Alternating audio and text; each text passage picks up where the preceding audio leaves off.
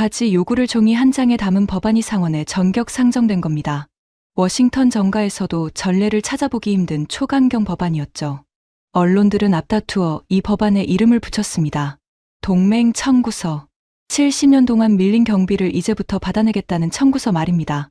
법안이 상정된 직후 국방부 정책차관보 더글러스 케인이 곧바로 기자회견장에 섰습니다. 그리고 그 자리에서 폭탄 같은 발언을 쏟아냈죠. 미국은 자선 사업가가 아닙니다. 안보에는 가격표가 붙어 있습니다. 이제 그 값을 치를 시간입니다. 회견장이 술렁거렸습니다. 하지만 진짜 소동은 그날 밤에 터졌습니다. 스위스 제네바에서 비공개 소집 통보가 각국 수도로 동시에 날아든 겁니다. 미국, 중국, 러시아, 일본, 그리고 나토까지. 세계에서 가장 힘이 센 나라들의 전략가 47명이 딱 72시간 동안 한자리에 모이는 사상 초유의 일정이었습니다. 의제는 단 하나였습니다. 한국이라는 나라를 압박하면, 그리고 끝내 세계 지도에서 지워버리면 세계에는 무슨 일이 벌어지는가. 늦었지만 제 소개를 하겠습니다. 저는 로버트 콜드웰입니다. 미국 상원 군사위원회에서 22년을 보낸 사선 상원의원이죠. 그리고 방금 말씀드린 그 법안, 주한미군을 빼내고 방위비를 5배로 올리자는 바로 그 법안을 설계한 사람이 다름 아닌 저였습니다. 지금부터 들려드릴 이야기는 제가 정확히 30일 뒤에 생중계 카메라 앞에서 제 손으로 그 법안을 찢어버리기까지의 기록입니다. 법안을 상정하던 날 아침으로 돌아가 보겠습니다. 그날 워싱턴의 하늘은 구름 한 점 없이 맑았습니다. 저는 의사당의 대리석 계단을 오르며 속으로 승리를 확신하고 있었죠. 계단 아래에는 기자 수십 명이 진을 치고 있었고 마이크 10수개가 제 입을 향해 뻗어 있었습니다. 플래시가 터질 때마다 눈앞이 하얗게 번쩍였습니다. 의원님, 동맹국을 상대로 너무 가혹한 것 아닙니까? 한 기자가 소리쳤습니다. 저는 걸음을 멈추고 그 기자를 똑바로 바라봤습니다. 그리고 22년 동안 다듬어 온 문장을 꺼냈죠. 가혹한 건 미국 납세자의 지갑 사정입니다. 우리는 70년 넘게 남의 집 지붕을 공짜로 고쳐줬습니다. 이제는 집주인이 수리비를 낼 차례 아니겠습니까? 기자들 사이에서 웃음이 터졌습니다. 그날 저녁 방송마다 제 얼굴이 나왔고 지지율은 하루 만에 4포인트가 뛰었습니다. 사무실 전화통은 격려 전화로 불이 났죠. 어느 후원자는 이런 문자까지 보냈습니다. 드디어 미국다운 미국을 봤다고 말입니다. 태평양 건너 서울의 반응도 실시간으로 날아들었습니다. 한국 언론들은 일제히 충격이라는 단어를 헤드라인에 뽑았고 금융시장이 출렁였다는 소식도 들려왔습니다. 솔직히 말씀드리자면 저는 그 기사들을 읽으며 흡족해했습니다. 압박이 통하고 있다는 증거로 보였으니까요. 상대가 아파해야 협상이 시작된다. 그것이 제가 배운 워싱턴의 문법이었습니다. 다만 그날 오후 딱 한 사람이 제 확신에 돌을 던졌습니다. 육선의 최고참 에드먼드 해리슨 의원이었죠. 백발에 그가 복도에서 제 팔을 잡더니 낮은 목소리로 물었습니다. 로버트, 자네 그 나라에 마지막으로 가본 게 언제인가? 40년 전쯤 됐을 겁니다. 해군 시절에요. 그거면 충분합니다. 40년이면 나라가 3번은 바뀌는 시간일세. 자네는 지금 40년 전 사진을 보고 오늘의 값을 매기고 있는 거야. 저는 웃어넘겼습니다. 노인의 감상이라고 생각했으니까요. 그 한마디가 얼마나 정확한 예언이었는지 때 닿는 데는 그리 오랜 시간이 걸리지 않았습니다. 밤 10시가 넘어 제 집무실 문을 두드린 사람은 더글러스 케인이었습니다. 국방부 정책차관보. 15년을 알고 지낸 워싱턴에서 제가 가장 신뢰하는 전략가였죠. 그는 위스키 병을 흔들어 보이며 특유의 얇은 미소를 지었습니다. 의원님, 오늘 밤은 축배를 들어야죠. 표결까지는 아직 30일 남았네. 형식적인 시간일 뿐입니다. 30일 뒤 표결만 넘기면 끝납니다. 의원님 성함이 역사책에 남을 겁니다. 잔이 부딪혔습니다. 얼음이 유리에 부딪히는 맑은 소리가 그날따라 유난히 크게 들렸죠. 저는 잔을 내려놓으며 물었습니다. 제네바 건은 준비됐나? 예정대로 갑니다. 닷새 뒤 소집이고 72시간짜리 검증 워게임입니다. 5개국 대표단이 전원 참가를 확정했습니다. 각국 전략가들 앞에서 우리 법안의 근거를 최종 확인하는 자리가 될 겁니다. 제네바 워게임. 그것은 사실 제가 요구한 절차였습니다. 아무리 강경한 법안이라도 근거가 단단해야 하니까요. 한국을 압박했을 때 나아가 한반도라는 변수가 아예 사라졌을 때 세계 경제와 안보에 어떤 파장이 오는지 12개 시나리오로 미리 돌려보자. 그 판정 결과를 표결 전에 위원회에 제출하자. 저는 그것이 제 법안에 철갑을 입히는 일이라고 굳게 믿었습니다. K는 잔을 비우고 일어서며 이렇게 말했습니다. 결과는 이미 나와 있는 거나 마찬가지입니다. 한국은 버틸 수 없습니다. 우리는 그걸 숫자로 확인만 하면 됩니다. 말하자면 이건 대관식이죠. 의원님의 대관식 말입니다. 문이 닫히고 혼자 남은 집무실에서 저는 벽에 걸린 세계 지도를 오래 바라봤습니다. 태평양 서쪽 끝, 대륙에 매달린 작은 반도. 저 조그만 땅이 우리 발목을 70년이나 잡아왔다고 생각하니 새삼 어이가 없더군요. 저는 지도 위에 한반도를 손가락으로 톡톡 두드리며 중얼거렸습니다. 이제 곧 끝난다. 그때 저는 몰랐습니다. 도장을 찍으러 간다고 믿었던 그 자리가 사실은 제 22년 신념의 장례식장이 될 줄은 말입니다. 그리고 저 작은 반도가 우리 발목을 잡고 있던 것이 아니라 사실은 우리 모두를 떠받치고 있었다는 것도 말이죠. 제 편견이 어디서 왔는지부터 말씀드려야 할 것 같습니다. 그래야 그 편견이 무너져 내리던 순간 제가 받은 충격의 크기를 여러분도 가늠하실 수 있을 테니까요. 40여 년 전, 저는 25살의 해군 소위였습니다. 첫 언양 훈련에서 우리 함대가 기항한 곳이 바로 부산항이었죠. 저는 지금도 그날의 풍경을 잊지 못합니다. 녹슨 크레인이 삐걱대며 돌아가고 등짐을 진 사내들이 부두를 새까맣게 메우고 있었습니다. 매캐한 연탄 냄새가 항구 전체에 깔려 있었고 부두 건너편 언덕에는 판잣집들이 다닥다닥 붙어 있었죠. 아이들은 우리 함정을 향해 손을 흔들며 초콜릿을 달라고 외쳤습니다. 그날 밤 부두 저편에서는 파란 불꽃이 밤새도록 튀고 있었습니다. 물어보니 조선소라고 하더군요. 밤샘 용접 작업이라고 했습니다. 저는 갑판에 서서 그 불꽃을 한참 바라보다가 함상 일지에 이렇게 적었습니다. 성실한 사람들이다. 하지만 이 나라는 우리가 없으면 단 하루도 버티지 못한다. 그 한 줄이 제 인생의 나침반이 됐습니다. 해군에서 16년, 상원에서 22년. 저는 그 문장 위에 경력 전부를 쌓아 올렸습니다. 군사위원회 회의실에서, 청문회장에서, 예산심의 테이블에서 저는 언제나 같은 전제 위에서 판단했죠. 그 전제는 3가지였습니다. 첫째, 한국은 미국이 세웠고 미국이 지키는 나라다. 전쟁의 잿더미에서 그들을 일으켜 세운 것도 우리고 70년 넘게 그들의 하늘과 바다를 지켜준 것도 우리다. 그러니 이 관계의 주인은 당연히 워싱턴이다. 저는 상원에 들어온 첫 해부터 이 문장을 연설에 써먹었고 단 한 번도 반박당한 적이 없습니다. 둘째, 한국의 산업은 언제든 대체할 수 있다. 반도체든 배든 배터리든 공장은 결국 돈을 따라 움직이는 법이다. 우리가 세제 혜택으로 부르면 오고 관세로 밀면 밀려난다. 실제로 몇 해 전 우리는 유럽의 화학 공장들을 통째로 미국 땅에 옮겨온 적도 있습니다. 저는 그 성공을 두 눈으로 봤고 한국의 공장들도 결국 그 목록에 한 줄 추가될 이름일 뿐이라고 확신했습니다. 셋째, 눈치는 약자가 보는 것이다. 지난 22년 동안 협상 테이블에서 먼저 시선을 내리깐 쪽은 언제나 서울이었습니다. 제 기억 속의 한국 대표들은 늘 정중했고 늘 신중했고 그리고 늘 물러섰죠. 큰 소리는 우리가 치고 양보는 그들이 한다. 그것이 제가 아는 한미 관계의 문법이었습니다. 방위비 협상 이야기가 나온 김에 한 장면을 더 말씀드리죠. 여러 해 전 제가 참관인으로 앉아있던 협상장이었습니다. 우리 측 대표가 인상률을 통보하듯 던지자 한국 측 수석 대표의 얼굴이 하얗게 굳었습니다. 그는 정회를 요청했고 복도에서 본국과 통화하는 그의 등은 조금 굽어 있었죠. 회의가 다시 열리자 한국은 수정안을 들고 왔습니다. 저는 그날 일지에 이렇게 적었습니다. 결국 또 물러선다. 이 나라는 언제나 물러선다. 지금 와서 고백하자면 저는 그 구분 등의 의미를 완전히 잘못 읽고 있었습니다. 하지만 그 이야기는 조금 뒤에 하기로 하죠. 이 3가지 신념에 단 한 번이라도 금이 간 적이 있었느냐고요. 없습니다. 단 한 번도 없었습니다. 적어도 그 30일이 시작되기 전까지는 말입니다. 법안을 함께 설계한 케인 이야기를 조금 더 해야겠군요. 그는 워싱턴이 사랑하는 종류의 인간이었습니다. 명문대에서 전략학을 가르치다 국방부로 스카우트된 수재였고 그가 만든 보고서는 각 주 하나까지 완벽하다는 평판이 자자했죠.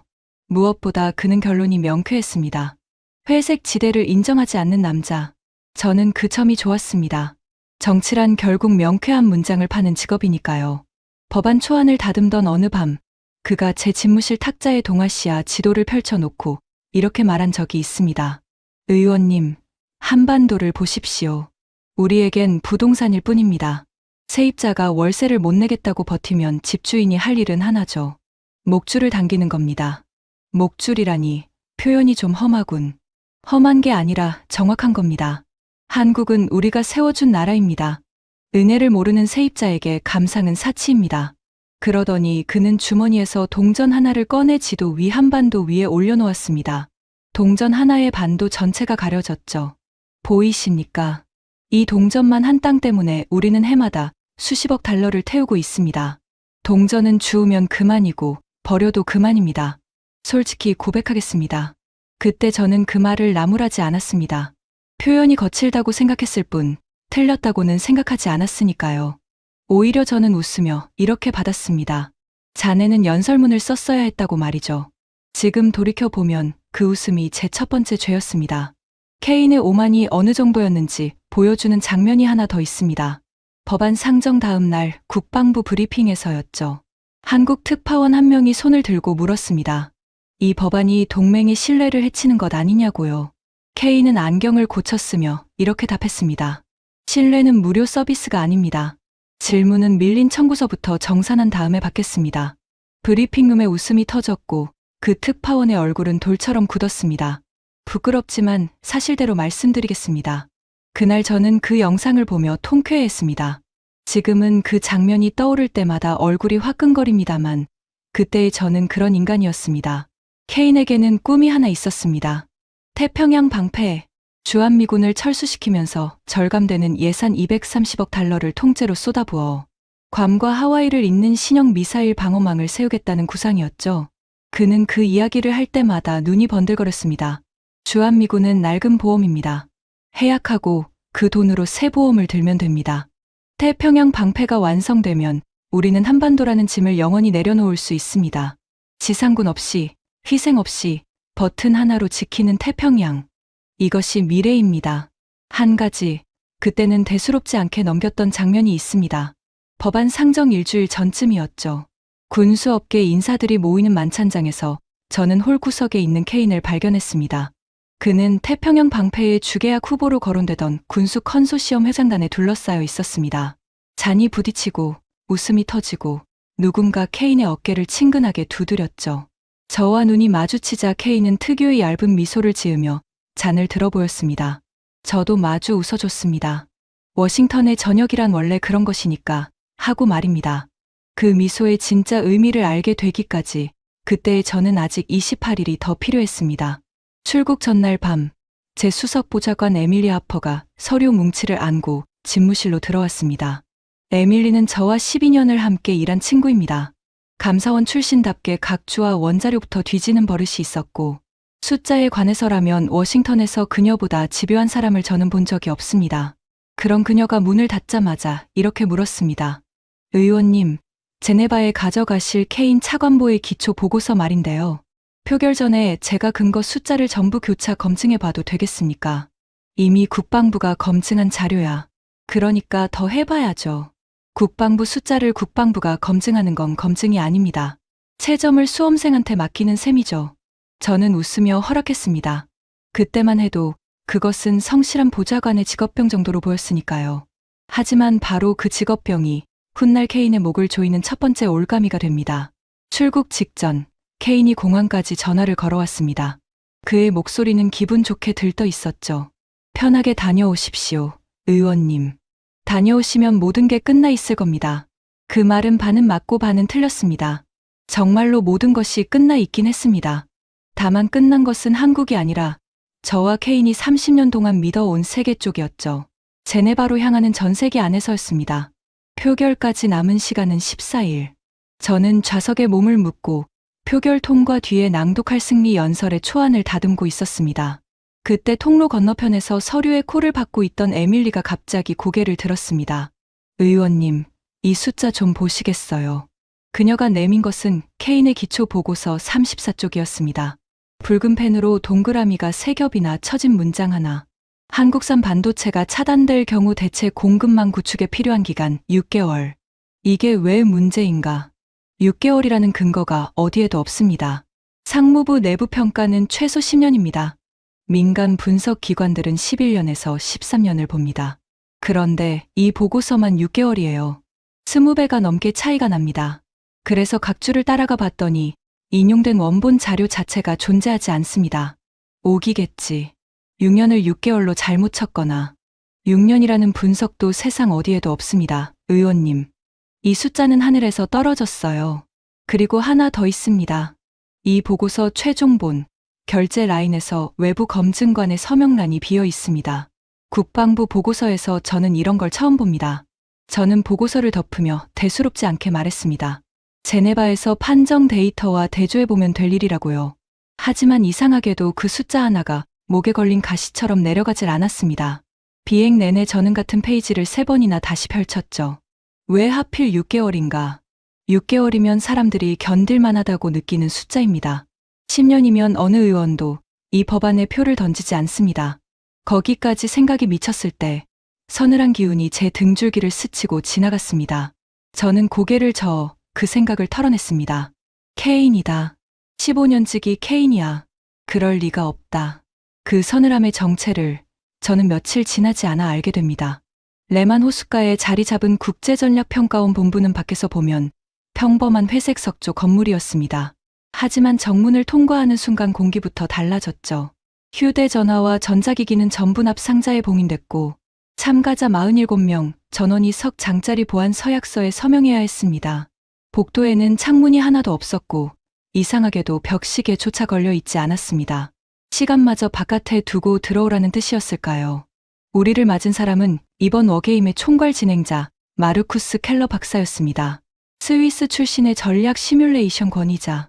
은퇴 안경 너머의 눈빛이 수술칼처럼 차가운 남자였죠. 그는 악수 대신 규정집부터 내밀며 말했습니다. 환영합니다. 의원님. 규칙은 3가지뿐입니다. 첫째, 모든 시나리오는 각국이 봉인 제출한 실제 데이터로만 판정합니다. 판정 엔진에 들어간 데이터가 4천만 건입니다. 둘째, 판정 결과는 참가국 전원의 서명본으로 봉인되며 수정도 폐기도 불가능합니다. 그리고 셋째, 그는 안경을 밀어 올리며 저를 똑바로 바라봤습니다. 숫자는 거짓말을 하지 않습니다. 거짓말은 언제나 사람이 하죠. 이 건물 안에서 그 순서가 뒤바뀌는 일은 없을 겁니다. 그때는 그 말이 그저 스위스 사람 특유의 결벽으로 들렸습니다.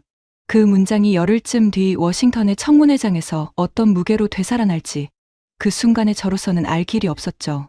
켈러 박사는 우리를 지하 판정실로 안내했습니다. 두꺼운 유리벽 너머로 검은 서버들이 늘어서서 낮게 우문거리고 있었습니다. 냉각 장치의 찬 공기가 유리 틈으로 새어나와 손등에 닿았죠. 저 기계가 사흘 뒤 우리 법안에 왕관을 씌워줄 것이다. 저는 그렇게 생각하며 유리벽에 비친 제 얼굴을 봤습니다. 자신감으로 가득한 얼굴이었습니다. 그 얼굴이 사흘 만에 어떻게 변해버리는지 여러분은 곧 보시게 될 겁니다. 그날 저녁 개막 전야 리셉션이 열렸습니다. 5나라의 전략가들이 잔을 들고 서로를 탐색하는 자리였죠. 그때 누군가 제 곁으로 다가와 잔을 내밀었습니다. 중국 대표단의 좌장 왕 하이펑이었습니다. 베이징의 국책 전략가라는 그는 맞춤 정장에 옷깃을 세우고 이렇게 말했습니다. 의원님, 우리 두 나라가 모처럼 같은 쪽에 서는 날도 오는군요. 한국이 고맙다고 해야 할 판입니다. 적끼리 손을 잡게 해줬으니 말입니다. 저는 어색하게 잔을 부딪혔습니다. 유쾌하지는 않았지만 부정할 수도 없었죠. 그 순간만큼은 워싱턴과 베이징이 같은 답안지를 들고 있었으니까요. 한국은 버틸 수 없다는 답안지 말입니다. 이튿날 아침 개막식이 열린 원형 회의장은 고대의 원형 경기장을 축소해 놓은 모양이었습니다. 천장에서 쏟아지는 백색 조명 아래 중앙에 거대한 원탁을 5나라의 대표단이 둘러쌌습니다. 미국 대표단 12명의 맨 앞자리에 제가 앉았고 케인이 파견한 국방부 실무진이 제 뒤를 바쳤죠. 시계 방향으로 나토, 러시아, 일본, 그리고 중국이 자리를 잡았습니다. 러시아 쪽 좌장은 드미트리 오를로프라는 에너지 전략가였습니다. 표지가 너덜너덜해진 가죽 수천만 만지작거릴 뿐 개막식 내내 단 한마디도 하지 않았죠. 나토 조달본부에서 온 잉그리드 베른세는 서류철 3개를 쌓아놓고 개막 전부터 뭔가를 쉴 새 없이 대조하고 있었습니다. 숫자와 결혼한 사람의 얼굴이었습니다. 일본 대표단의 좌장은 사토 겐지라는 60대 사내였습니다. 경제산업부처에서 잔뼈가 굵었다는 이력과 달리 그는 이상하리만큼 말을 아꼈습니다. 인사를 나눌 때 그의 손을 잡았는데 악력이 거의 느껴지지 않았습니다. 마치 이 자리에 몸만 와 있는 사람 같았죠. 그리고 다시 왕 하이펑이 있었습니다. 개막 연설 순서가 오자 그는 마이크를 잡고 좌중을 천천히 둘러봤습니다. 어젯밤 리셉션의 사교적인 미소는 사라지고 정복자의 얼굴이 그 자리에 있었죠. 그리고 그는 이렇게 말했습니다. 솔직히 말씀드리죠. 저는 이 사흘이 아깝습니다. 결과가 뻔한 게임이니까요. 한국이라는 나라, 반나절이면 무릎 꿇릴 수 있습니다. 우리가 히토류 밸브를 잠그고 서해 항로 두 곳만 조이면 그 나라 공장들은 사흘 안에 멈춥니다. 세계 경제는 재채기 한번 하고 끝나겠죠. 여러분은 사흘 뒤 제 말이 판정문에 그대로 적히는 걸 보시게 될 겁니다. 회의장 곳곳에서 낮은 웃음이 흘렀습니다. 케인이 보낸 국방부 실무진도 만족스러운 표정으로 고개를 끄덕였죠. 저 역시 미소를 지었습니다. 저 오만한 사내의 입에서 우리 법안의 근거가 대신 흘러나오고 있었으니까요. 적국의 전략가가 우리 표결에 찬조 연설을 해주는 셈이었습니다. 그런데 바로 그 순간 저는 이상한 장면 하나를 목격했습니다. 좌중이 웃는 동안 단 한 사람, 일본의 사토 겐지만이 웃지 않고 있었던 겁니다. 그는 왕 하이펑을 물끄러미 바라보고 있었습니다. 그 눈빛이 묘했습니다. 비웃음도 아니고 동의도 아닌 뭐랄까요. 같은 길을 먼저 걸어본 사람이 뒤따라 걷는 사람을 바라보는 눈, 연민에 가까운 눈빛이었습니다. 저는 그 눈빛의 의미를 물어보고 싶었습니다. 하지만 기회가 없었습니다. 켈러 박사가 단상에 올라 첫 라운드를 공지했기 때문입니다. 시나리오 1번. 중국의 대한국 반도체 공급망 및 자원 차단. 설계자는 왕 하이펑 대표. 판정 시간은 지금부터 90분입니다. 왕 하이펑은 기다렸다는 듯 자리에서 일어났습니다. 자신이 직접 설계한 시나리오, 자신이 가장 자신 있어 하는 판이었으니까요. 그는 단상에 올라 어깨를 활짝 폈고 회의장의 조명이 중앙 스크린으로 모여들었습니다. 스크린에 12개 시나리오의 목록이 떠올랐고 그 첫 줄이 붉게 전멸하기 시작했습니다. 지금부터 90분. 저는 팔짱을 끼고 등받이 깊숙이 몸을 기댔습니다. 한국이라는 나라가 차가운 숫자 앞에서 무너져 내리는 광경을 지켜볼 준비를 하면서 말이죠. 표결까지 13일. 모든 것이 계획대로 굴러가고 있었습니다. 하지만 90분 뒤, 이 회의장에서 웃고 있는 사람은 단 한 명도 없었습니다. 가장 먼저 무너진 것은 한국이 아니었으니까요. 왕 하이펑의 브리핑은 완벽했습니다. 그 점은 인정해야겠군요. 그는 레이저 포인터를 지휘봉처럼 휘두르며 3단계 계획을 펼쳐 보였습니다. 1단계, 히토류와 핵심 광물의 수출 밸브를 잠근다. 2단계, 서해 항로 두 곳의 통관을 조인다. 3단계, 반도체 소재와 장비의 우회 공급망을 차단한다. 그는 마지막 장표 앞에서 좌중을 돌아보며 이렇게 말했습니다. 사흘이면 한국의 공장들이 기침을 시작하고 3주면 폐렴에 걸립니다. 그리고 석 달이면 서울이 백기를 들고 협상장에 나옵니다. 회의장 여기저기서 고개가 끄덕여졌습니다. 제 뒤에 앉은 우리 국방부 실무진은 노트에 뭔가를 부지런히 받아 적고 있었죠. 저 역시 속으로 감탄했습니다. 우리 법안이 통과되면 미국이 쥐게 될 지렛대를 중국이 먼저 시연해주고 있는 셈이었으니까요. 켈러 박사가 단상 옆에 붉은 버튼을 눌렀습니다. 판정 시작이었습니다. 중앙 스크린에 세계 지도가 떠올랐고 한반도 위로 수천 개의 붉은 선이 그물처럼 뻗어나갔습니다. 공급망이라고 했습니다. 광물이 흐르는 선, 부품이 흐르는 선, 돈이 흐르는 선. 판정 엔진은 그 선들을 하나씩 끊어가며 파장을 계산하기 시작했습니다. 처음 30분은 왕 하이펑의 시간이었습니다. 한국 쪽 수치가 뚝뚝 떨어졌으니까요. 생산 차질, 수출 감소, 환율 충격. 스크린 왼쪽에 한국의 손실이 빨간 막대로 쌓여갔습니다. 왕 하이펑은 팔짱을 낀 채 흡족한 미소를 지었고 저도 모르게 고개를 끄덕이고 있었죠. 그래, 이게 세상이 굴러가는 이치다. 그런데 40분이 지날 무렵이었습니다. 스크린 오른쪽에 새로운 막대가 하나 솟아오르기 시작했습니다. 파란색이었습니다. 항목명은 이랬습니다. 공격 측 2차 피해. 처음엔 작았습니다. 하지만 그 파란 막대는 5분마다 계단을 뛰어오르듯 자랐습니다. 한국의 빨간 막대를 따라잡더니 이내 추월했고 곧 두 배를 넘어섰습니다. 회의장이 웅성거리기 시작했습니다. 왕 하이펑의 미소가 조금씩 얇아졌죠. 켈러 박사가 무표정하게 중간 판정을 낭독했습니다. 차단 개시 91시점. 중국 내 스마트폰 생산 라인 가동률 34%로 하락. 서버와 데이터 센터 신규 구축 전면 중단. 인공지능 학습용 칩 재고 소진. 이유는 단순했습니다. 인공지능 칩의 심장인 HBM이라는 초고속 메모리. 그 세계 시장의 91%를 한국의 단 두 회사가 쥐고 있었던 겁니다. 삼성과 SK 하이닉스. 그중 한 회사의 몫만 55%였죠. 그리고 중국의 반도체 자금률은 고작 12%였습니다. 나머지 88%는 밖에서 사와야 하는데 그 가장 큰 공급처가 바로 자신들이 방금 차단한 한국이었습니다. 지난해 중국이 한국에서 사들인 반도체가 512억 달러어치입니다. 켈러 박사는 스크린에 숫자를 가리키며 말을 이었습니다. 귀국의 시나리오는 상대의 수도관을 잠갔습니다. 문제는 그 수도관이 귀국의 심장을 통과하고 있었다는 점입니다. 파란 막대는 멈추지 않았습니다. 화웨이의 서버 라인이 멈추고 샤오미의 조립 공장이 감산에 들어가고 전기차 배터리 소재의 역류가 시작됐습니다. 판정 61차. 중국의 누적 손실이 한국의 3.4배를 찍었습니다. 왕 하이펑이 자리에서 벌떡 일어난 건 그때였습니다. 판정 오류요. 우리 산업 데이터가 잘못 입력된 게 분명합니다. 재검토를 요구합니다. 회의장의 시선이 일제히 켈러 박사에게 쏠렸습니다. 켈러는 서류철에서 종이 한 장을 꺼내 들었습니다. 그리고 수술칼 같은 목소리로 말했죠. 이 데이터는 2달 전 귀국 대표부가 직접 봉인해 제출한 것입니다. 여기 왕 대표님의 서명이 있군요. 본인의 서명을 재검토하시겠습니까? 왕 하이펑의 얼굴에서 핏기가 빠져나가는 게 제 자리에서도 보였습니다. 그는 입을 열었다가 다물었고 천천히 자리에 앉았습니다. 그 순간 판정 종료를 알리는 벨이 울렸습니다. 90분이 끝난 겁니다. 시나리오 한 번 판정. 공격 측 손실이 방어 측 손실을 구조적으로 초과. 결론, 실행 불가. 실행 불가. 그 네 글자가 스크린에 박히는 순간 회의장은 물을 끼얹은 듯 조용해졌습니다. 방금 전까지 낮은 웃음이 흐르던 방이었는데 말이죠. 저는 손끝이 차가워지는 걸 느꼈습니다. 머릿속에서 뭔가가 어긋나는 소리가 들렸습니다. 이건 각본에 없던 장면이었으니까요. 왕 하이펑은 한참 동안 움직이지 않았습니다.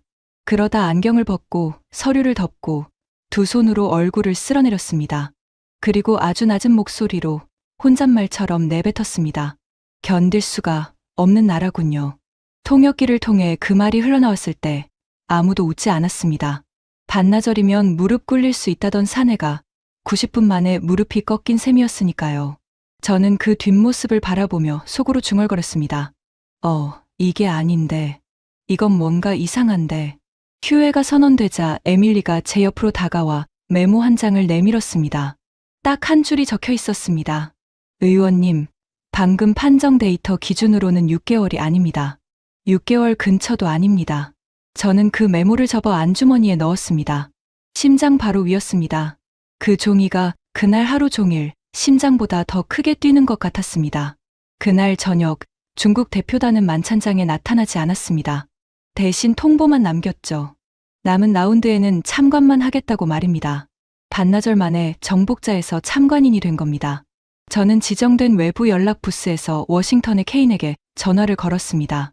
첫날 판정 결과를 전하자 수화기 너머에서 잠시 침묵이 흘렀습니다. 그리고 돌아온 대답은 제 예상과 전혀 달랐습니다. 판정 엔진 오류일 겁니다. 유럽 기계들은 원래 비관적으로 굴거든요. 신경 쓰지 마십시오. 오류라기엔 데이터가 너무 정교했네.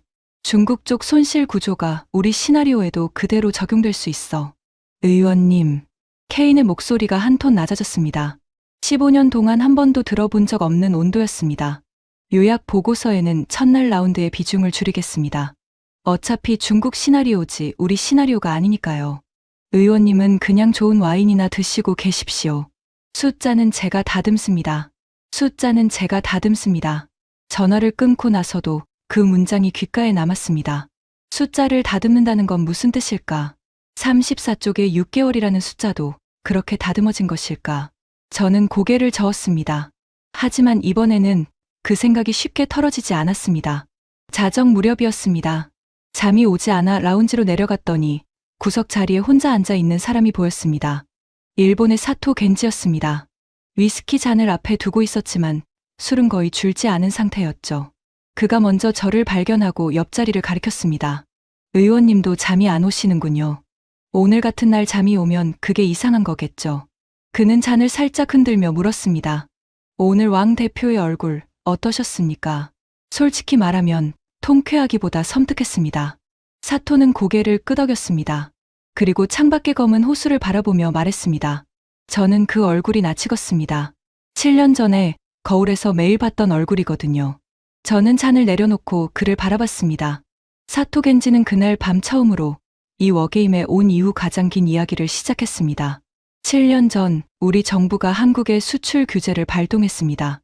반도체 공정의 목줄에 해당하는 핵심 소재 3가지를 조인 거죠. 그 계획의 실무 설계를 총괄한 사람이 접니다.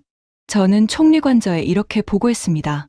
몇 달이면 한국의 반도체 라인이 멈추고 반년이면 그들이 머리를 숙이고 협상장에 나올 거라고요. 결과는 어땠습니까? 사토는 처음으로 희미하게 웃었습니다. 웃음이라기보다는 상처에 가까운 표정이었죠. 한국은 머리를 숙이는 대신 소매를 걷었습니다. 2년 안에 소재 국산화에 성공했고 공급선을 3개로 다변화했죠. 라인은 단 하루도 멈추지 않았습니다. 대신 멈춘 건 우리 쪽이었습니다. 우리 소재 기업들은 수십 년 공들여 온 최대 고객을 제 발로 걷어찬 꼴이 됐으니까요.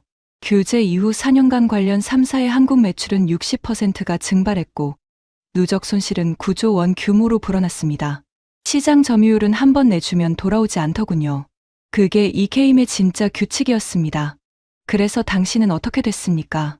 보고서를 쓴 사람이 책임을 져야죠. 저는 한직으로 밀려났고 얼마 전 옷을 벗었습니다. 이번 워게임에는 자문역으로 불려온 겁니다. 실패한 사람만큼 좋은 교과서는 없으니까요. 그는 잔을 비웠습니다. 그리고 이번엔 제가 묻지 않은 이야기를 먼저 꺼냈습니다. 우리만 실험한 게 아닙니다. 9년 전엔 중국이 했죠. 한국이 미사일 방어 체계를 들여놓자 중국은 전방위 보복에 나섰습니다.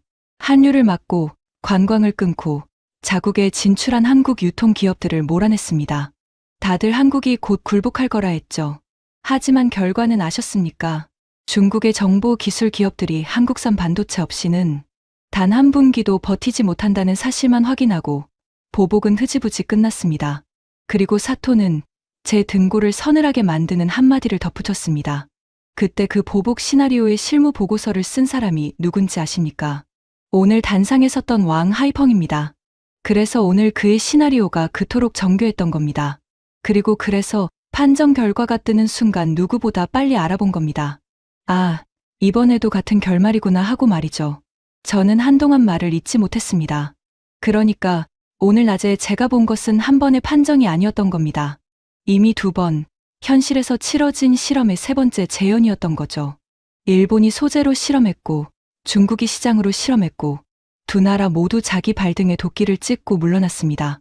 의원님, 사토가 저를 똑바로 바라봤습니다. 악력이 없던 그 손으로 이번에는 테이블을 지그시 눌렀습니다. 우리는 소재 3가지를 걸고 실험했다가 산업 하나를 잃었습니다. 중국은 관광과 한류를 걸었다가 자존심을 잃었죠.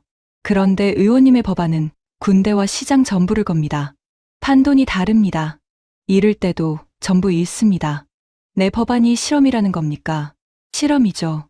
다만 3번째 실험이라는 게 문제입니다. 앞선 2번의 결과가 이미 나와 있는데도 하는 실험을 우리 쪽에선 뭐라고 부르는지 아십니까?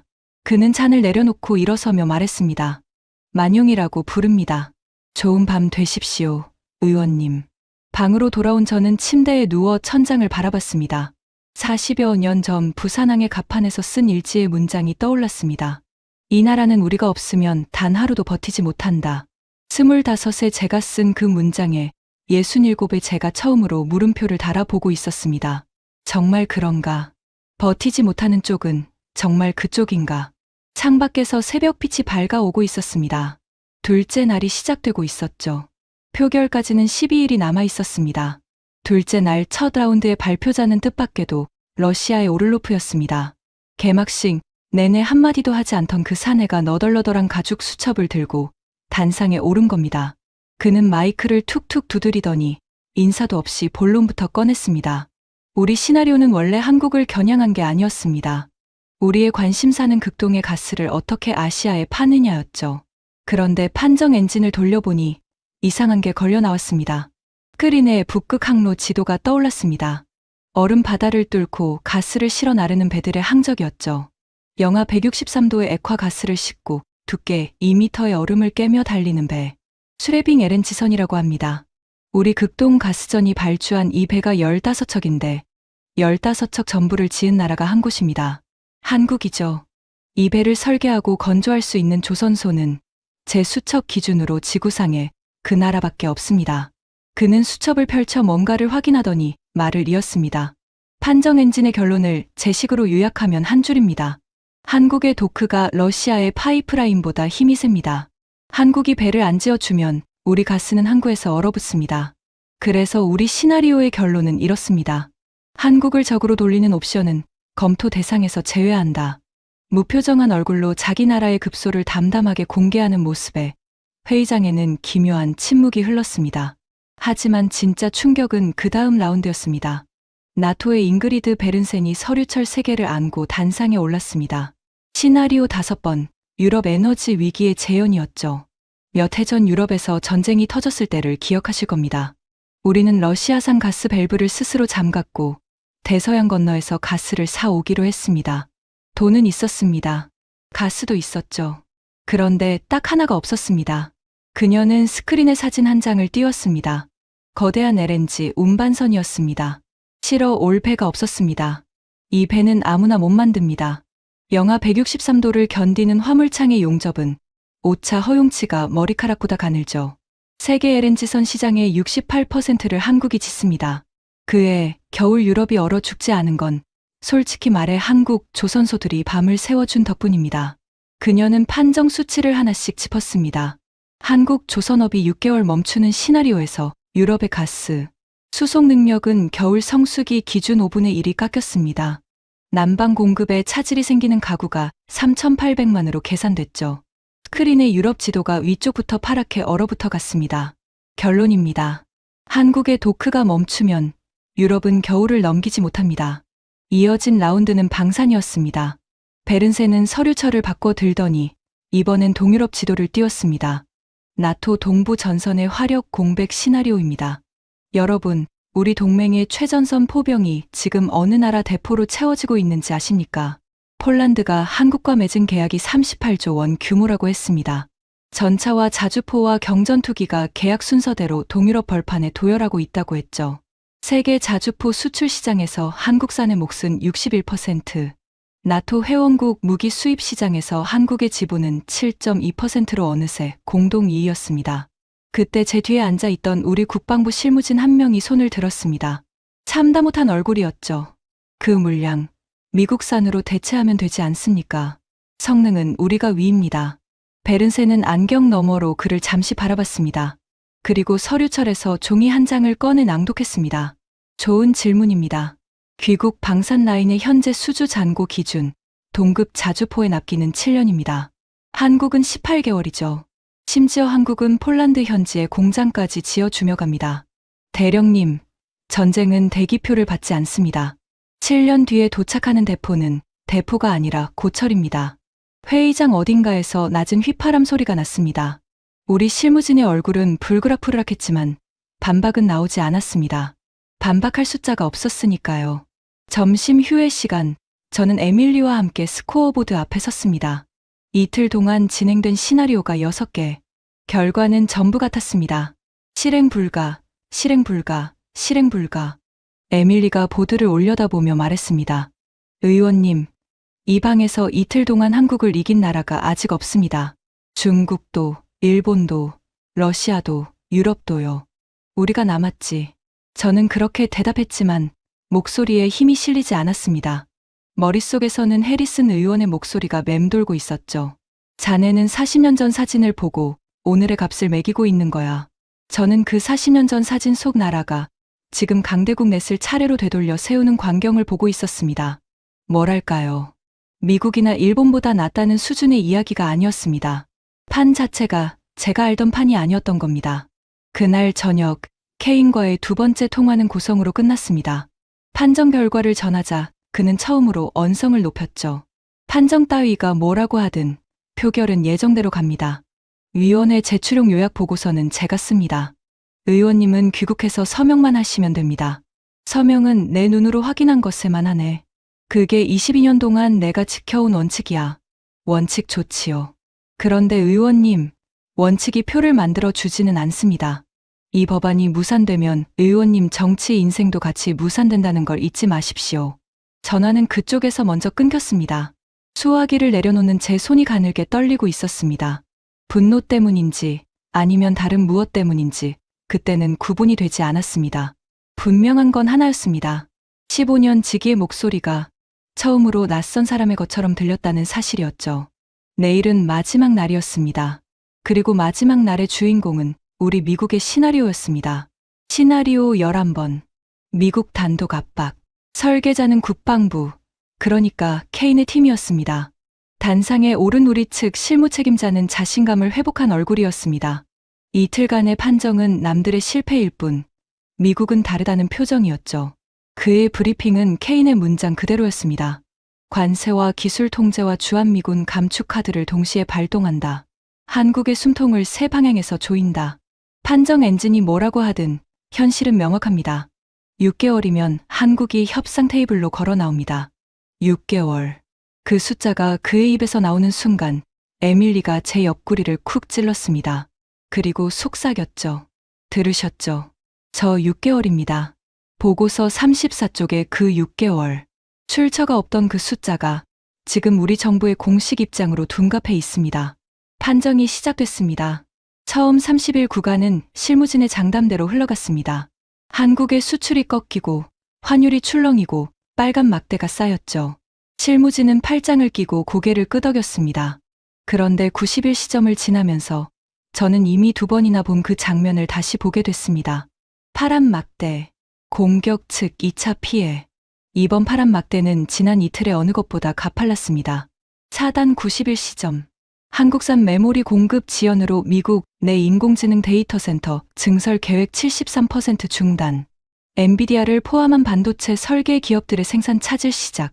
관련 기술주 시가총액 1조 4천억 달러 증발. 숫자는 멈추지 않았습니다. 조지아의 전기차 공장, 텍사스의 반도체 공장, 인디애나의 배터리 공장. 한국 기업들이 미국 땅에 짓고 있던 생산 기지들의 이름이 차례로 호명됐습니다. 투자 동결과 고용 증발을 합쳐 21만 명. 스크린 위에 미국 지도에서 하필이면 우리 법안을 지지해 준 주들부터 파랗게 물들어갔습니다. 물가 영향 판정. 스마트폰과 가전과 차량 가격 상승. 소비자 물가 추가 상승 분연 1.8%포인트. 그리고 마지막 줄에서 판정 엔진은 기계 주제의 정치까지 건드렸습니다. 종합 판정. 압박 개시 1년 내 발의 세력의 핵심 지지 기반에서 고용 충격 집중 발생. 정치적 지속 불가능. 정치적 지속 불가능. 회의장의 모든 시선이 제게로 쏠리는 게 느껴졌습니다. 명치가 뻐근했습니다. 저 6글자를 번역하면 이런 뜻이었으니까요. 이 법안을 밀어붙인 정치인은 자기 지지자들의 일자리를 태운 대가로 다음 선거에서 심판받는다. 단상의 실무 책임자가 뭐라고 반박을 시도했지만 목소리가 회의장에 닿지 못하고 흩어졌습니다. 켈러 박사는 그를 잠시 기다려 주더니 담담하게 다음 순서를 진행했습니다. 마지막 순서입니다. 시나리오 12번, 한반도 소멸 통합 시뮬레이션. 11개의 시나리오의 데이터를 통합해 한국이라는 변수가 사라진 세계를 1년간 구동합니다. 조명이 어두워지고 스크린의 세계 지도에서 한반도가 회색으로 꺼졌습니다. 그리고 그 작은 회색 점에서 시작된 균열이 마치 유리창에 금이 가득 세계 전체로 뻗어나갔습니다. 반도체가 끊기자 공장들이 멈췄고, 배가 끊기자 에너지가 얼었고, 무기가 끊기자 전선이 흔들렸습니다. 1년 뒤 판정 엔진이 최종 숫자를 띄웠습니다. 세계 총생산 손실 4.2%, 금액으로 4조 7천억 달러. 켈러 박사가 그 숫자 옆에 비교선 하나를 그었습니다. 참고로 몇 해 전 세계를 멈춰 세웠던 대유행 당시의 손실이 3.1%였습니다. 한반도의 소멸은 인류가 최근에 겪은 최악의 재난보다 더 깊은 충격을 세계 경제에 남깁니다. 그리고 12개 시나리오 전체의 최종 판정은 다음과 같습니다. 스크린에 12줄의 판정 결과가 차례로 떠올랐습니다. 실행 불가, 실행 불가, 실행 불가. 12번 모두 단 하나의 예외도 없이 공격 측 전패. 시뮬레이션이 찾아낸 유일한 안정해는 한국의 현상 유지와 보호입니다. 다시 말해 이 판에 앉아 계신 모든 나라에게 한국을 지키는 것이 자국을 지키는 가장 저렴한 방법이라는 뜻입니다. 침묵이 흘렀습니다. 얼마나 길었는지 모르겠습니다. 그 침묵을 깬 사람은 뜻밖에도 왕 하이펑이었습니다. 그는 자리에서 일어나 이틀 전에 오마는 온데간데 없는 얼굴로 짧게 말했습니다. 중국 대표단은 판정에 이해 없습니다. 정복자로 입장했던 사내의 항복 선언이었습니다.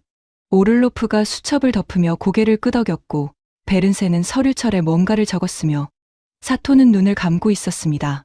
저마다의 방식으로 같은 결론에 서명하고 있었던 겁니다. 바로 그때였습니다. 회의장 스피커에서 진행 요원의 목소리가 흘러나왔습니다. 워싱턴에서 긴급 화상 연결 요청이 들어왔다는 거였죠. 대형 스크린에 케인의 얼굴이 떠올랐습니다. 그는 인사도 생략한 채 본론부터 던졌습니다. 켈러 박사, 미합 중국 국방부는 본 시뮬레이션의 판정 원본 로그 전체에 대해 대외 봉인을 요청합니다. 이 판정은 참고 자료일 뿐이며 검증되지 않은 모델의 출력이 각국 정책 판단을 오염시켜서는 안 됩니다. 켈러 박사는 안경을 밀어 올렸습니다. 저는 그가 첫날 했던 말을 떠올렸습니다. 숫자는 거짓말을 하지 않는다. 거짓말은 사람이 한다. 차관보님, 이 건물의 규정 2조를 읽어드리죠. 판정 결과는 참가국 전원의 서명본으로 봉인되며 수정도 폐기도 불가능하다. 귀국 대표단도 개막 전에 서명하셨습니다. 그리고 오염이라는 표현에 답하자면 본 판정에 들어간 데이터 4천만 건은 전부 참가국들이 직접 제출한 것입니다. 오염원이 있다면 데이터가 아니라 그 데이터를 두려워하는 쪽이겠지요. 회의장 어딘가에서 참았던 웃음이 터졌습니다. 스크린 속 케인의 턱 근육이 꿈틀거리는 게 보였죠. 켈러는 마지막으로 이렇게 덧붙였습니다. 판정 서명본 사본은 규정에 따라 닷새 안에 5 참가국 정부에 공식 발송됩니다. 봉인을 원하시면 5 나라를 전부 설득하시면 됩니다. 연결이 끊긴 뒤 케인의 실무진이 제게 다가왔습니다. 그들이 내민 것은 위원회 제출용 요약 보고서의 서명란이었습니다. 저는 첫 장을 넘겨봤습니다. 3번째 문단에 그 문장이 그대로 살아있더군요. 한국산 반도체 대체 소요 기간 6개월. 방금 이 회의장에서 12번 사망. 판정을 받은 그 숫자가 미국 상원으로 배달될 서류 안에서는 멀쩡히 숨을 쉬고 있었습니다. 저는 만년필 뚜껑을 닫았습니다. 서명은 못하겠네. 의원님, 이건 절차입니다. 절차라면 더더욱 못하지. 나는 방금 이 눈으로 다른 숫자를 봤거든. 그날 밤, 저는 레만 호숫가를 오래 걸었습니다. 에밀리가 코트깃을 세우고 따라와 물었죠. 워싱턴으로 바로 가시겠습니까? 표결까지 열하루입니다. 저는 검은 호수 건너편의 불빛들을 바라보다가 대답했습니다. 아니, 자네만 먼저 돌아가게. 켈러 박사의 서명본 사본이 도착하면 그걸 지키는 게 자네 임무야. 사본에 손대려는 자가 반드시 나타날 테니까. 의원님은요? 나는 서울로 가겠네. 에밀리의 눈이 커졌습니다. 저는 호수에서 시선을 떼지 않은 채 말을 이었습니다. 숫자는 이제 충분히 봤어. 기계가 보여준 한국 말고 진짜 한국을 봐야겠네. 40년 전 사진 말고 오늘의 한국을 말이야. 이 법안의 마지막 도장을 찍든 찢든 그건 내 눈으로 보고 나서 하겠네. 솔직히 고백하자면 그때까지도 제 안에 어딘가는 버티고 있었습니다. 가서 약점을 찾아내겠다는 심산이었죠. 기계는 몰라도 나는 안다. 40년을 지켜본 나라다. 분명 어딘가에 저 판정을 뒤집을 균열이 있을 것이다. 저는 약점을 찾으러 한국행 비행기에 올랐습니다. 그리고 그 땅에서 발견한 것은 약점이 아니라 제 인생에서 가장 부끄러운 착각이었습니다. 표결까지 9일. 인천공항에 내렸을 때 저는 잠시 방향 감각을 잃었습니다. 40여 년 전의 기억 속 한국은 냄새로 남아 있었습니다. 연탄 냄새, 생선 냄새, 흙먼지 냄새.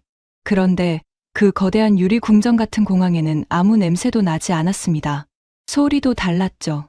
고함과 백고동 대신 안내 방송과 캐리어 바퀴 소리가 대리석 바닥 위를 미끄러지고 있었습니다. 저는 대사관 의전을 전부 거절하고 통역 한 사람만 대동한 채 조용히 입국했습니다. 보여주기 위해 준비된 한국이 아니라 있는 그대로의 한국을 봐야 했으니까요. 첫 행선지는 평택이었습니다. 캠프 험프리스. 제 법안이 절반으로 줄이려는 바로 그 기지였죠. 정문을 통과해 달리기 시작한 차는 한참을 달려도 기지를 벗어나지 못했습니다. 학교가 지나갔고 종합병원이 지나갔고 야구장과 쇼핑몰이 지나갔습니다. 기지라기보다는 하나의 도시였습니다. 상주 인원 4만 3천 명. 미국이 해외에 지은 기지 가운데 가장 큰 규모라고 했죠. 브리핑을 맡은 기지 사령관은 지도 앞에서 담담하게 말했습니다. 의원님의 법안이 통과되면 저는 이 도시의 절반을 접어야 합니다. 그래서 여쭙고 싶었습니다. 이 도시를 어디로 옮기실 겁니까? 괌과 하와이가 대안으로 검토되고 있네. 여기서 유사시 최전선까지 전투기로 몇 분입니다. 괌에서는 몇 시간이고요. 안보에서 시간은 거리입니다. 저희는 그 몇 분을 사기 위해 70년간 이 자리를 지켰습니다. 그 몇 분의 가격이 얼마인지는 의원님이 저보다 잘 아시겠지요. 그날 밤 사령관은 저를 기지 전망대로 안내했습니다. 그리고 기지 바깥을 가리켰죠. 지평선까지 불빛의 바다였습니다. 반도체 공장의 단지가 뿜어내는 빛이 밤하늘을 하얗게 밝히고 있었습니다. 저게 세계에서 가장 비싼 야경입니다. 의원님. 저 불빛이 꺼지면 세계의 스마트폰과 데이터 센터가 같이 꺼집니다. 그래서 다들 농담처럼 말하죠. 우리는 한국을 지키는 게 아니라 인류의 콘센트를 지키고 있는 거라고요. 저는 그 불빛을 오래 바라봤습니다. 40여 년 전 부산의 밤, 부두 저편에서 튀던 파란 용접 불꽃이 떠올랐습니다. 그 작은 불꽃이 40년 만에 도시 하나만 한 빛이 되어 있었던 겁니다. 이튿날은 그 불빛의 심장부로 들어갔습니다. 반도체 클린룸이었죠. 방진복을 입고 에어 샤워를 통과하자 소리가 사라진 세계가 나타났습니다. 티끌 하나 없는 복도, 무양의 공기, 유리병 너머에서 로봇 팔들이 발레를 하듯 웨이퍼를 옮기고 있었습니다. 안내를 맡은 수석 엔지니어는 20년째 이 라인을 지키고 있다고 했습니다. 저는 그에게 워싱턴에서 하던 질문을 그대로 던졌습니다. 이 라인을 통째로 미국에 옮기면 되지 않겠소. 장비를 사고 건물을 짓고 돈을 부으면 말이오. 그는 잠시 생각하더니 유리병 너머의 라인을 가리키며 대답했습니다. 장비는 옮길 수 있습니다. 건물도 지을 수 있고요. 그런데 의원님, 이 라인은 장비가 아닙니다. 이 라인은 3,000명의 습관입니다. 새벽 2시에 울리는 경보의 미세한 차이로 어느 챔버가 아픈지 알아채는 귀. 수율 그래프가 0.1%. 흔들리기 전에 손끝으로 먼저 느끼는 감각. 그런 습관들이 20년 쌓여서 이 라인이 됐습니다. 습관은 컨테이너에 실리지 않습니다. 6개월. 저는 그 숫자를 떠올렸습니다. 케인의 보고서는 이 3,000명의 20년을 6개월이면 복제할 수 있다고 적었던 겁니다. 이 복도에 서보니 알겠더군요. 그 숫자는 틀린 게 아니라 거짓이었습니다. 틀림은 무지에서 나오지만 거짓은 의도에서 나옵니다. 표결까지 7일. 마지막 행선지는 남쪽 바다의 거제였습니다. 조선소 정문을 지나는 순간 저는 제 눈을 의심했습니다. 도크라는 것이 그렇게 클 수 있다는 걸 처음 알았으니까요. 길이 500m가 넘는 구덩이 안에서 20층 건물만 한 배가 자라나고 있었고 그 위를 골리앗 크레인이 성큼성큼 걸어 다녔습니다. 쇳소리와 불꽃과 바다 냄새가 뒤섞인 공기였죠. 40년 전 부산의 냄새와 비슷한데 완전히 달랐습니다. 그때는 생존의 냄새였다면 지금은 세계를 움직이는 냄새였습니다. 그곳에서 저는 한 사람을 소개받았습니다. 김판수. 61살의 용접 명장이었습니다. 그의 손을 잡는 순간 저는 사토 겐지의 악력 없는 손과 정반대의 손을 느꼈습니다. 바위 같은 손이었습니다. 손등에는 오래된 화상 자국들이 별자리처럼 흩어져 있었죠. 그는 제가 상원의원이라는 말에도 별 감흥이 없어 보였습니다. 다만 통역을 통해 이렇게 물었죠. 먼 데서 오셨는데 뭐가 궁금해서 오셨습니까? 당신들이 어떻게 세계 최고가 됐는지 궁금해서 왔소. 그는 씩 웃더니 작업복 주머니에서 손바닥만 한 수첩을 꺼냈습니다. 기름때에 저러 모서리가 둥글게 다른 수첩이었습니다. 펼쳐보니 배 이름들이 빼곡했습니다. 한 줄에 하나씩 날짜와 함께 제가 용접한 배들입니다. 38배 동안 214척이네요. 이 손으로 이은 용접선을 다 풀면 서울에서 부산을 몇 번 왕복한다는데 세어보진 않았습니다. LN 지선도 있소? 많죠. 영하 163도짜리 화물창 말씀이시죠. 그 안쪽 용접은 오차가 머리카락 굵기보다 가늘어야 합니다. 기계가 못하냐고들 묻는데 마지막 한 뼘은 결국 사람 손입니다. 영하 163도를 견디는 건 강철이 아니라 강철을 이어 붙인 사람 손이거든요. 저는 문득 묻고 싶던 것을 물었습니다. 40여 년 전에 부산항에 정박한 적이 있소. 그때 밤새 부두 건너에서 용접 불꽃이 튀는 걸 봤는데 김판수의 눈이 처음으로 커졌습니다. 그는 수첩의 맨 앞장을 펼쳐 보였습니다. 거기엔 배 이름이 아니라 날짜 하나와 지명 하나가 적혀 있었습니다. 부산. 그 불꽃 중에 하나가 접니다. 19에 부산에서 시작했으니까 계산이 맞네요. 그땐 밥 먹으려고 불꽃을 튀겼습니다. 배가 고파서요. 그런데 어르신, 이제는 압니다. 그 배고픈 불꽃들이 모여서 지금 이 도크가 된 겁니다. 배는 도면이 아니라 손이 만듭니다. 그리고 나라는 그 손들이 만드는 거고요. 목이 메어왔습니다. 저는 40년 전 갑판 위에서 그 불꽃을 내려다보며 이 나라는 우리 없이 하루도 못 버틴다고 적었습니다. 그런데 그 불꽃의 주인은 40년 동안 밤을 새워 지금 세계가 하루도 못 버티는 나라를 만들어 놓은 겁니다. 내려다보던 저는 그대로였고 올려다 보이던 그들은 세계의 어깨가 되어 있었습니다. 40년 전 사진을 들고 있던 사람은 한국이 아니라 저였습니다. 바로 그날 밤이었습니다. 호텔 방의 전화가 요란하게 울렸습니다. 워싱턴의 에밀리였습니다. 그녀의 목소리는 12년을 함께 일하며 단 한 번도 들어본 적 없는 것이었습니다. 의원님, 지금부터 제 말 끊지 말고 들으세요. 세 가지입니다. 첫째, 케인이 사흘 뒤 군사위 비공개 브리핑을 소집했습니다.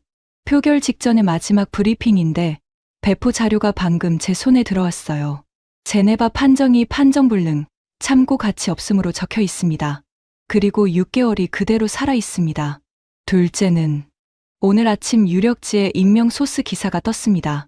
콜드웰 의원, 한국 방산 자금 수수 의혹. 의원님의 서울행위 매수의 증거로 포장되고 있어요. 벌써 라디오마다 의원님 이름이 오르내립니다. 동료 의원 3분이 오전에 공동성명에서 이름을 뺐고요. 수화기를 쥔 손에 힘이 들어갔습니다. 케인. 15년 지기의 얼굴이 만찬장에서 군수 컨소시엄 회장단과 잔을 부딪히던 그 얇은 미소가 스쳐 지나갔습니다. 셋째를 말하게. 켈러 박사의 서명본 사본이 외교 행랑으로 들어오는 중인데 국방부 쪽에서 기밀 유출물로 분류에 압류하려는 움직임이 있습니다.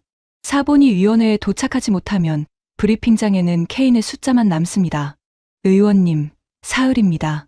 사흘 안에 못 돌아오시면 이 판은 끝납니다. 저는 창밖을 봤습니다. 거제의 밤바다 위로 도크의 불빛과 용접 불꽃이 별처럼 깔려 있었습니다. 저 불꽃을 40년 전에도 봤으면서 저는 아무것도 보지 못했던 겁니다. 이번엔 달라야 했습니다. 에밀리, 사본을 무슨 수를 써서라도 지키게. 그리고 위원장에게 전해. 브리핑 당일 발언권을 신청한다고. 기사는요. 해명 성명부터 내셔야. 해명은 서류가 한다. 나는 새벽 비행기로 돌아가겠네. 전화를 끊고 저는 가방에서 케인의 보고서를 꺼냈습니다.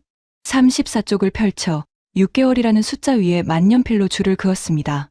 30년 정치 인생에서 처음으로 저는 쫓기는 쪽이 되어 있었습니다. 무고를 뒤집었었고 지지율은 떨어지고 있었으며 남은 시간은 사흘이었습니다. 하지만 제 가방 안에는 그들이 모르는 카드가 석 장 들어 있었습니다.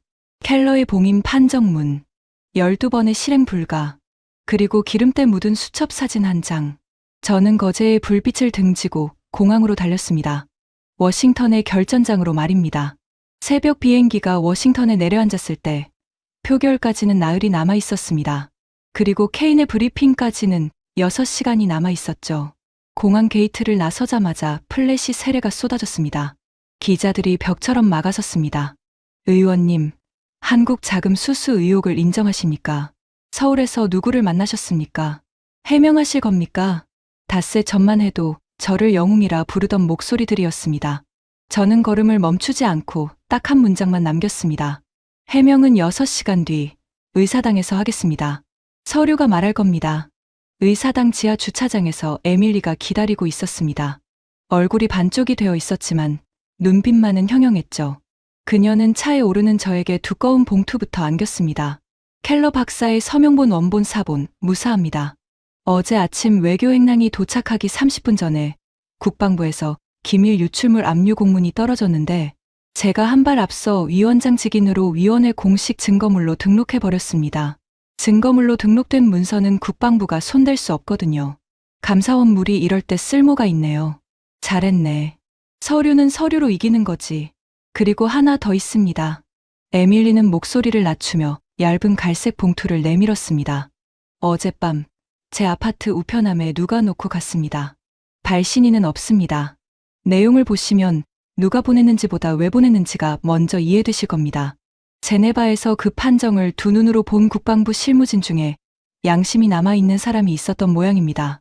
봉투 안에 서류를 넘기는 동안 제 손끝이 점점 차가워졌습니다. 다 읽고 나서 저는 한동안 말을 잇지 못했습니다. 분노는 이미 지나갔고 남은 것은 슬픔에 가까운 감정이었습니다. 15년입니다. 15년을 곁에 둔 사람의 밑바닥이 갈색 봉투 하나에 담겨 있었으니까요. 에밀리, 위원장께 전하게 발언권을 신청한다고. 그리고 한 가지 더. 오늘 브리핑 공개로 전환해달라고 요청하겠네. 브리핑장에 도착했을 때 K는 이미 단상 위에 있었습니다. 완벽하게 달인 정장, 완벽하게 정리된 차트, 완벽하게 자신만만한 얼굴. 그는 위원들 앞에서 제네바 워게임을 한 줄로 정리하는 중이었습니다. 결론부터 말씀드리면 제네바 시뮬레이션은 판정불능입니다. 검증되지 않은 유럽 모델의 출력일 뿐 참고 가치가 없습니다. 미합 중국의 공식 평가는 변함없습니다. 한국산 반도체의 대체 소요 기간은 6개월. 압박은 유효하며 법안은 예정대로 표결되어야 합니다.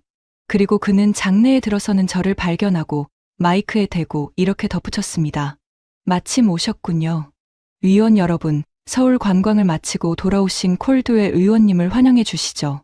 요즘 한국의 의원님께 아주 융숭하게 대접한다는 소문이 있던데요. 장내에 낮은 웃음이 흘렀습니다. 위원들의 시선이 싸늘했습니다. 매수 의혹 기사가 사흘 동안 한 일이었죠. 저는 그 시선들을 정면으로 받으며 단상 앞으로 걸어 나갔습니다. 그리고 위원장을 향해 말했습니다. 위원장님, 발언에 앞서 요청이 하나 있습니다. 본 브리핑을 공개로 전환해 주십시오. 저에 대한 의혹은 공개적으로 제기됐습니다. 그렇다면 해명도, 검증도 공개적으로 이뤄져야 마땅합니다. 비공개를 원하는 쪽은 숨길 것이 있는 쪽뿐일 겁니다. 케인이 벌떡 일어났습니다. 위원장님, 이 자리는 기밀 사안을 다루는 자리입니다. 기밀이라고 하시니 더 이상하군요. 차관보께서 방금 판정불능이라 하신 그 시뮬레이션은 닷새 안에 5개국 정부에 공식 발송되는 문서입니다. 세계가 다 보게 될 문서가 어째서 미국 국민에게만 기밀입니까? 위원장은 잠시 고민하더니 의사봉을 두드렸습니다. 공개 전환. 방청석 문이 열리고 카메라들이 들어왔습니다. 붉은 녹화등이 하나둘 켜졌습니다. 생중계였습니다. 저는 심호흡을 하고 준비해 온 첫 번째 카드를 꺼냈습니다. 위원 여러분, 이것은 제네바 판정의 서명본 원본 사본입니다. 위원회 증거물 7호로 등록되어 있습니다. 차관보의 브리핑 자료와 몇 군데만 대조해 보겠습니다. 차관보 자료 34쪽, 한국산 반도체 대체 소요 기간 6개월. 판정 원본 214쪽, 같은 항목, 11년. 6개월과 11년입니다. 22배 차이죠. 그리고 차관보는 판정불능이라 했습니다만 원본의 최종 판정문을 그대로 읽겠습니다. 12개 시나리오 전원, 실행 불가. 공격 측 전패. 유일한 안정해는 한국의 보호. 장내가 술렁였습니다. K는 코웃음을 쳤습니다. 유럽 학자들의 장난감 모델입니다. 그 모델은 미합 중국의 역량을 계산해 넣을 줄 모릅니다. 그 장난감에 들어간 데이터 4천만 건은 참가국들이 직접 봉인 제출한 겁니다. 미국 몫의 데이터에는 국방부의 서명이 있습니다. 차관보, 당신 부하들의 서명입니다. 당신 말대로라면 국방부가 장난감에 서명을 한 셈이 되는군요. 케인의 턱 근육이 꿈틀거렸습니다. 저는 두 번째 카드를 꺼냈습니다. 백문이 불여일견이라고 했습니다. 위원 여러분, 판정 현장의 영상 기록을 직접 보시죠. 이 역시 증거물로 등록되어 있습니다. 장내 스크린에 제네바의 원형 회의장이 떠올랐습니다. 왕 하이펑이 자신만만하게 단상에 오르는 장면부터였습니다. 파란 막대가 솟구치고 그의 얼굴에서 핏기가 빠지고 그가 안경을 벗으며 낮게 내뱉는 장면까지 견딜 수가 없는 나라군요. 세계 2위 대국의 전략가가 무너지는 순간을 미국 상원 청문회장이 숨죽이고 지켜봤습니다. 영상은 계속됐습니다. 12번의 시행 불가가 차례로 박히는 장면, 그리고 마지막으로 화상화면 속 케인이 판정 원본의 봉인을 요구하다 켈러 박사에게 거절당하는 장면까지. 숫자는 거짓말을 하지 않습니다. 거짓말은 언제나 사람이 하죠. 켈러의 그 목소리가 스피커에서 흘러나오는 순간 방청석이 크게 웅성거렸습니다. 판정이 불리하게 나오자 판정 자체를 감추려 한 정황이 생중계 카메라 앞에 그대로 재생된 겁니다. 위원 면볕이 케인을 돌아봤습니다. 하지만 케인은 물러서지 않았습니다. 그 뻔뻔한 만큼은 정말이지 한결같았습니다. 그렇습니다. 봉인을 요청했습니다.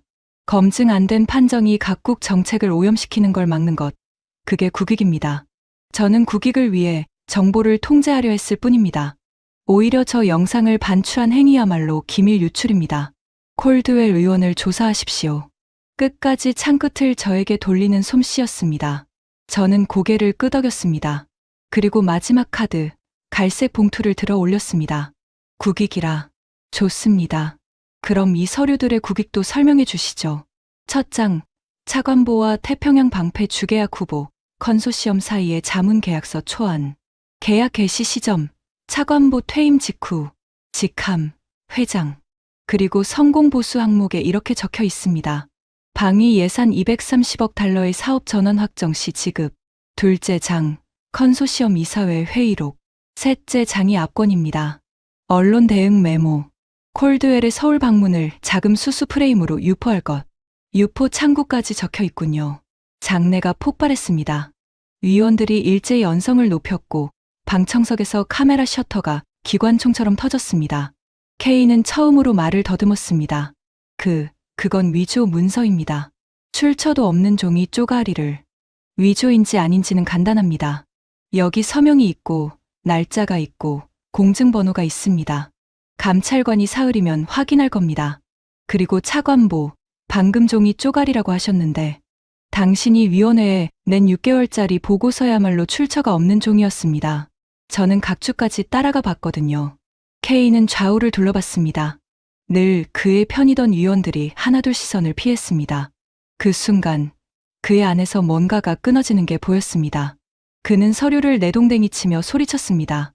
이게 다 미국을 위한 일이었소. 낡은 동맹에 돈을 퍼붓느니 그 돈으로 새 방패를 짓는 게 뭐가 잘못이란 말이오. 나는 미래를 앞당기려 했을 뿐이오. 미래를 앞당기는 대가로 회장 자리를 예약하셨죠. 그건 미래가 아니라 거래라고 부릅니다. 위원장의 의사봉이 3번 울렸습니다. 브리핑을 중단합니다.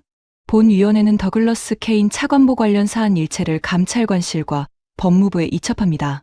차관보는 조사 결과가 나올 때까지 직무에서 배제됩니다. 퇴장시키세요. 경위들이 다가서자 케인은 팔을 뿌리쳤습니다. 그리고 문 앞에서 뒤돌아 저를 노려보며 마지막까지 이렇게 내뱉었죠. 당신들은 곧 후회하게 될 거요. 그 나라에 매달리는 걸 말이오. 문이 닫혔습니다. 15년 지기가 사라진 자리에는 정적만 남았습니다. 위원장이 저를 바라봤습니다. 콜드웰 의원, 발언 이어가시죠. 법안에 대한 입장을 듣겠습니다. 저는 준비해 온 원고를 접어 주머니에 넣었습니다. 그리고 원고 없이 말하기 시작했습니다. 위원 여러분, 그리고 이 방송을 보고 계신 국민 여러분. 40여 년 전, 저는 25살의 해군 소위였습니다. 부산이라는 항구의 갑판 위에서 저는 일지에 이렇게 적었습니다. 이 나라는 우리가 없으면 하루도 버티지 못한다. 저는 그 한 줄 위에 40년의 경력을 쌓았습니다. 이 법안도 그 한 줄 위에 지은 집입니다. 장내가 조용해졌습니다. 지난주 저는 제네바에서 세계에서 가장 힘센 나라, 넷이 그 나라 없이는 자기들이 못 버틴다는 판정을 12번 받아드는 걸 지켜봤습니다. 그리고 한국에 가서 그 판정의 실체를 이 눈으로 확인했습니다. 새벽 2시의 경보음 차이로 기계의 병을 진단하는 3,000명의 귀를 봤습니다. 그리고 이것도 봤습니다. 저는 주머니에서 사진 한 장을 꺼내 들어 올렸습니다. 기름때에 저런 모서리가 다른 수첩의 사진이었습니다. 거제라는 항구의 61살 용접공이 38년간 적어온 수첩입니다. 이 수첩에는 그가 자기 손으로 이어붙인 배 214척의 이름이 적혀 있습니다. 40년 전 제가 갑판에서 내려다봤던 그 파란 불꽃의 주인이 바로 이 사람이었습니다. 제가 하루도 못 버틴다고 적던 그 밤에도 이 사람은 용접을 하고 있었습니다. 그리고 40년 뒤 세계가 이 사람의 손 없이는 겨울을 나지 못하게 됐습니다. 목이 메어왔습니다. 저는 잠시 숨을 고르고 말을 이었습니다. 저는 지난 22년간 한국을 체스판의 폰이라고 불러왔습니다. 정정하겠습니다. 한국은 폰이 아니었습니다. 이 판의 중앙이었습니다. 미국도, 중국도, 러시아도, 일본도 그 중앙을 잃는 순간 자기 진영부터 무너집니다. 그래서 오늘 저는 40년 만에 제 일지를 고쳐 쓰려 합니다. 한국은 무서운 국가입니다. 미사일이 많아서 무서운 게 아닙니다. 함부로 계산했다가는 계산한 쪽이 먼저 무너지는 나라라서 무서운 겁니다. 저는 단상 위에 법안 사본을 집어들었습니다. 제 이름이 첫 줄에 박힌 제 인생 최대의 법안이었습니다. 이 법안은 40년 전 사진 위에 지은 칩입니다. 그 사진 속 나라는 이제 세상에 없습니다. 그러므로 발의자로서 선언합니다. 저는 오늘 제 법안을 제 손으로 찍겠습니다. 종이 찢어지는 소리가 마이크를 타고 장내에 울려 퍼졌습니다. 한 번, 두 번, 세 번. 그 소리가 멎었을 때 방청석 어딘가에서 박수가 시작됐습니다. 박수는 파도처럼 먼저 나갔습니다. 저는 찢어진 종이 조각을 단상 위에 내려놓고 고개를 숙였습니다. 위원석 맨 끝에서 백발의 해리슨 의원이 지팡이를 짚고 일어나 고개를 끄덕여 주고 있었습니다. 나흘 뒤 본회의는 법안 폐기 동의안을 표결에 붙였습니다. 결과는 89대 11점, 전광판에 숫자가 박히는 순간 저는 눈을 감았습니다. 30일 전 제가 상정한 법안이 30일 뒤 제 손으로 묻힌 겁니다. 본회의장을 나서는데 해리슨 의원이 제 어깨를 두드리며 말했습니다. 로버트, 40년 만에 사진을 바꿨군. 늦었지만 늦은 게 안 한 것보다 100배 낫네. 케인의 소식은 그 주 내내 신문 일면을 덮었습니다. 감찰 결과 자문 계약과 언론 공작이 사실로 확인됐고 컨소시엄은 하루 만에 그와의 모든 관계를 부인했으며 법무부의 수사가 시작됐습니다. 목줄을 당기겠다던 사내는 자기가 만든 목줄에 자기가 걸린 셈이었죠.